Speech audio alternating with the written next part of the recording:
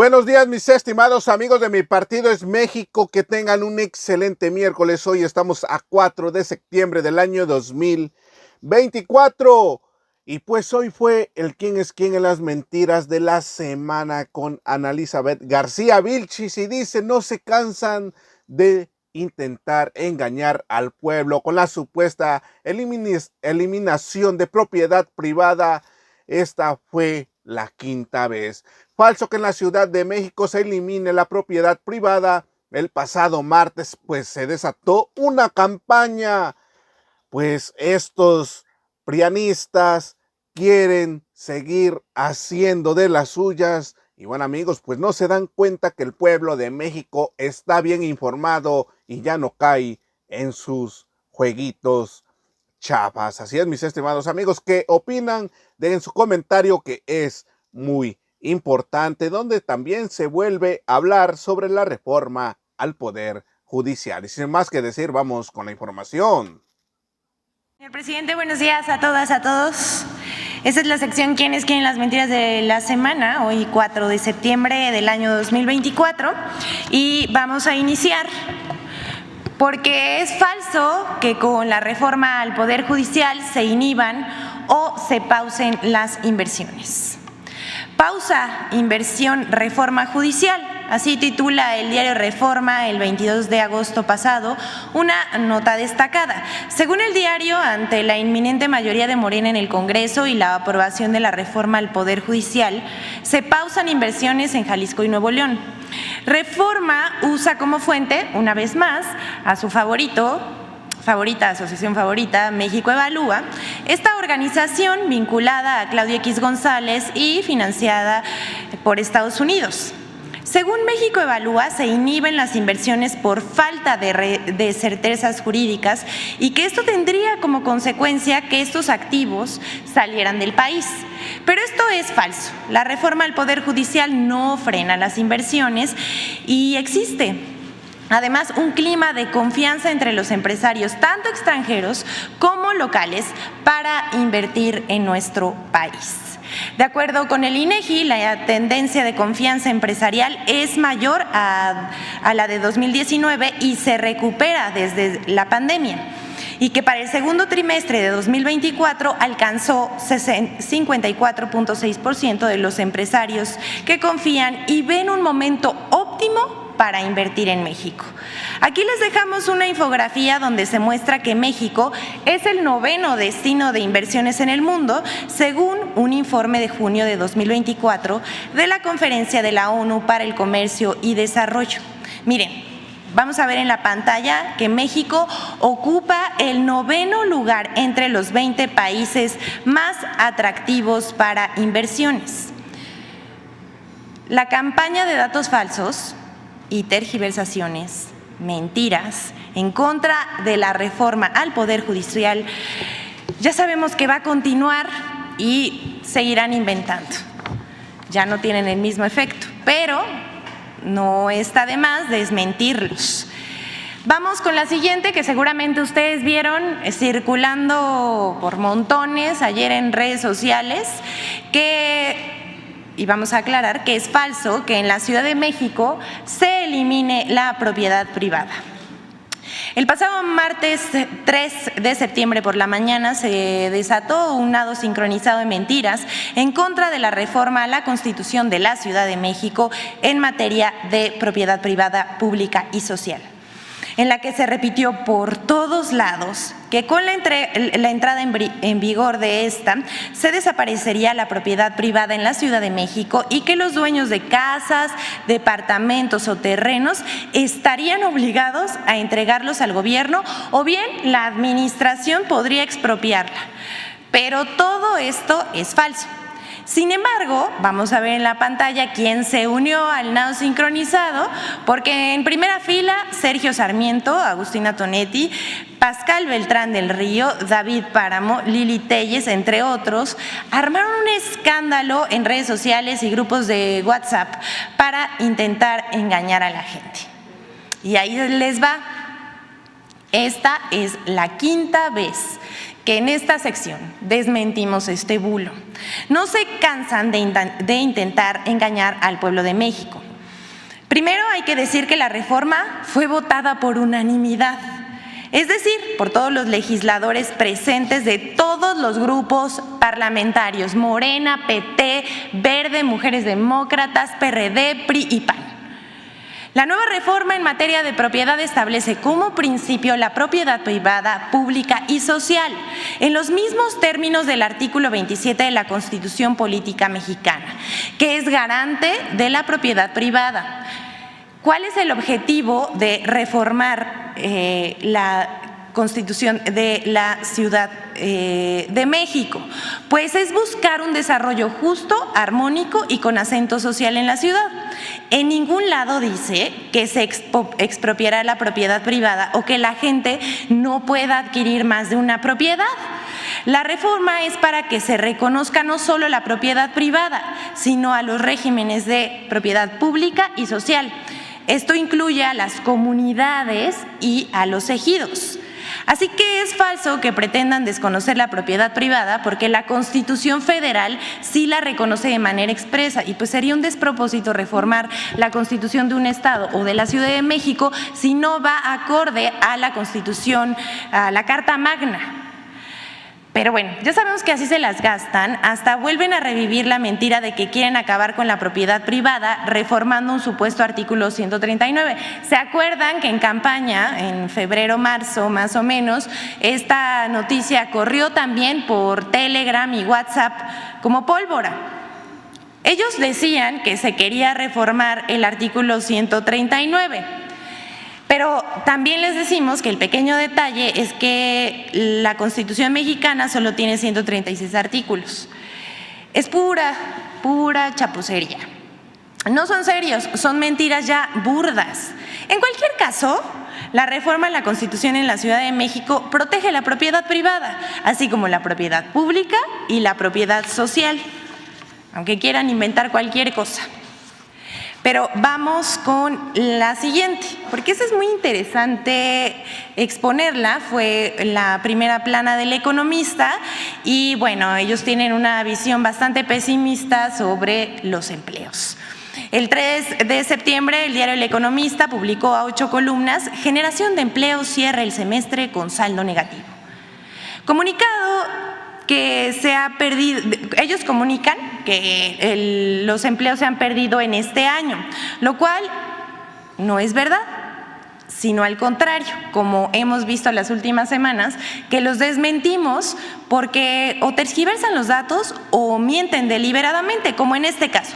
Primero hay que decir que el reporte del Instituto Mexicano del Seguro Social de julio sobre puestos de trabajo afiliados al IMSS señala que entre enero y julio de 2024 se crearon 307,402 nuevos empleos. Los empleos formales crecieron 1.7%. Y de julio de 2023 al julio de 2024 se crearon 446,000 puestos de trabajo más o menos el 2%. Más que en 2023. A lo largo del sexenio se han generado un promedio de 400,000 empleos por año promedio. Así lo informó el presidente Andrés Manuel López Obrador en su sexto informe de gobierno el domingo pasado en el Zócalo de la Ciudad de México.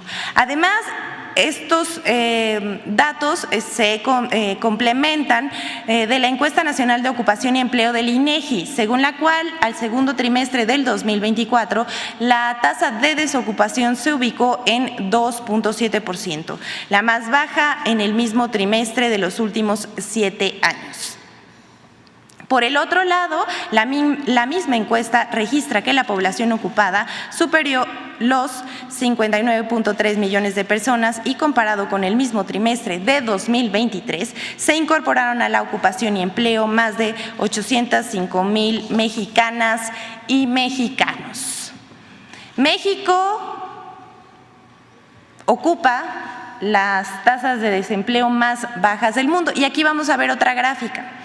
La comparación con otros países, México es primer lugar empatado con Japón en tasas de desempleo, con información de la OCDE a julio del año 2024. Aprovechamos, nos dan la oportunidad los medios que mienten para exponer la información que permita, por el contrario, exponer los logros del gobierno encabezado por el presidente de México, Andrés Manuel López Obrador. Las cosas andan muy diferentes de cómo publican estos medios corporativos. Vamos requete bien.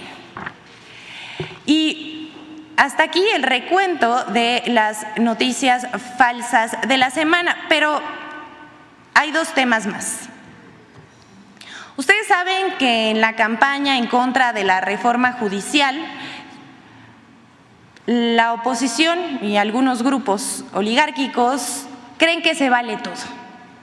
Jueces que invaden facultades del legislativo, líderes estudiantiles o pseudo estudiantiles ligados a Claudio X González, por ahí un sobrino, columnistas que se reportan con una ministra de la Corte, que por cierto ya está en huelga.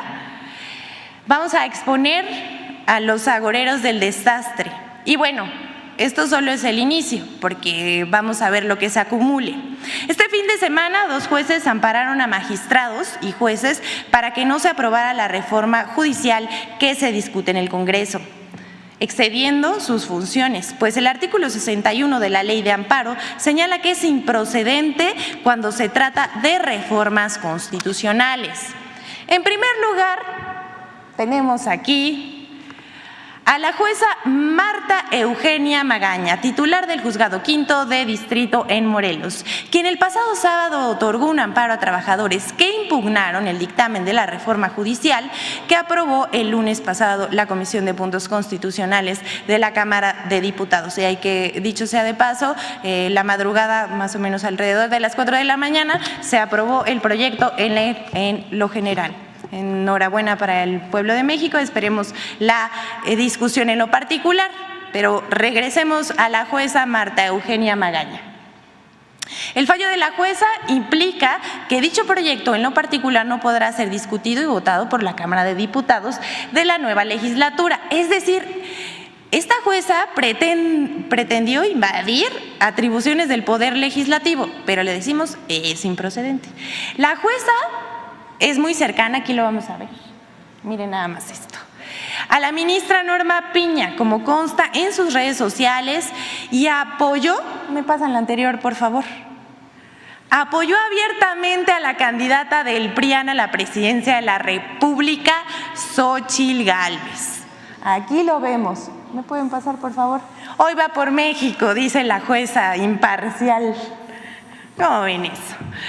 También vamos a volver a las fotos, porque es amiga de la ministra Norma Piña. Vean nada más, con sus piñitas ahí en sus playeritas. Qué graciosas, Dios las hace y ellas se juntan, ¿no creen? Aquí las vemos juntas, casi abrazaditas, cachete con cachete. Incluso la jueza aquí nos muestra varios atuendos con su piña en la playera. ¿Por qué será?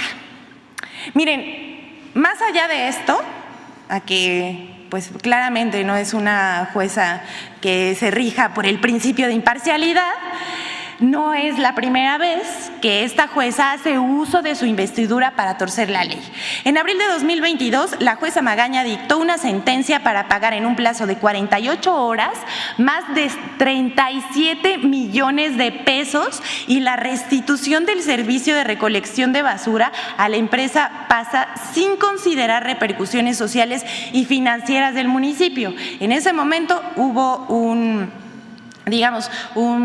comunicado también de parte de la presidencia municipal, porque esto era un daño al erario, no se podía solventar, pero la jueza le dio la razón a la empresa. Ya saben, lo que no suena lógico suena metálico. El otro caso, dejando un poco a Marta Eugenia Magaña, jueza de Morelos, es el de Felipe Consuelo Soto, juez tercero de distrito de amparo y juicios federales en Chiapas, que otorgó el amparo, del que hablábamos en un inicio, y dictó como medida cautelar detener la aprobación de los congresos de los estados de la reforma constitucional del Poder Judicial. Pero tampoco procede. Y miren, este es el caso de los jueces, pero vamos con otro caso que también vimos el día de ayer. Es un episodio picaresco de los defensores del Poder Judicial. Este es protagonizado recientemente por la columnista del Financiero Lourdes Mendoza y la ministra de la Suprema Corte de Justicia de la Nación, Margarita Ríos Farjat. Debido a un error de la mismísima Lourdes Mendoza, colaboradora del Financiero, ADN 40 de TV Azteca, Revista Vértigo, Eje Central y La Lista News, ella compartió una captura de pantalla de WhatsApp de la conversación con la ministra de la Suprema Corte de Justicia de la Nación, Margarita Ríos Farjat, a quien Mendoza le pide el visto bueno para publicar su columna en El Financiero, como si de su patrona se tratara. Miren, vamos a ver lo que dice el chat.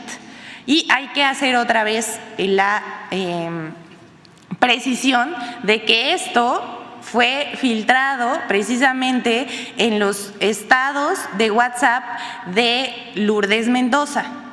Esto es público. Aquí con nombre y apellido. Dice, le contesta a su columna la ministra Margarita Ríos Farjat: le dieron un gran espacio en El Financiero, Lourdes, excelente. Así le dicen. Y luego le responde Lourdes Mendoza: gracias, ministra, el miércoles vuelvo con el tema. En la noche se la mando para visto bueno. Por favor, manitas de por favor. Y luego le vuelve a responder Margarita Ríos Farjat y le dice: sería interesante platicar con sus amigos del Financiero, ya ahí como pidiendo que la entrevisten o algo.